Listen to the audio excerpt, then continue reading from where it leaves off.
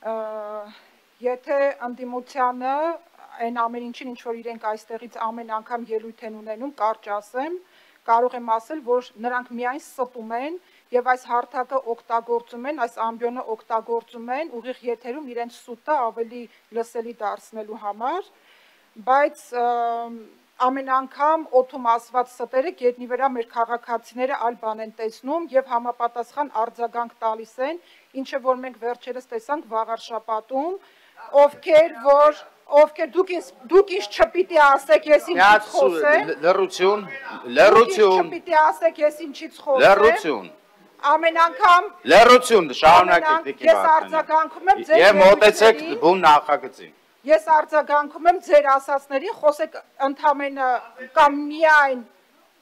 խոսեք միայն նախագծից, արձագանքը կլինի միայն նախագծից, բայց խոսում եք այնպիսի թեմաներից, որ մենք չենք կարող չարձագանքել, ամեն դեպքում ես չեմ կարող չարձագանքել,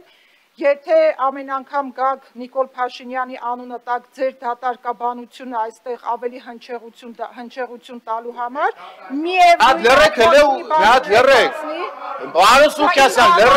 իմ համար դատարկաբանություն է։ Դուք կարող եք գալիս տեղից ինչ-որ բաներ ասել, մի հատ դատարկաբանություն եք, բա ինչ եք ասում։ Ոտից գլուխ դատարկաբանություն եք ասում ու ճիշտ գնահատական է տալի քաղաքական։ Այ քեզ բան։ Կարող եք գիտեք մենակ պետք է գաք ասեք, մենք ստուս նստեք, դուք բան անեք։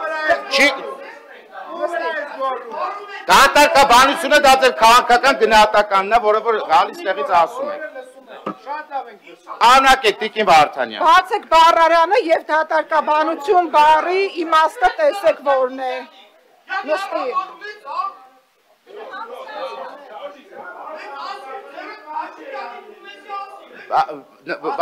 Եթե մի րոպե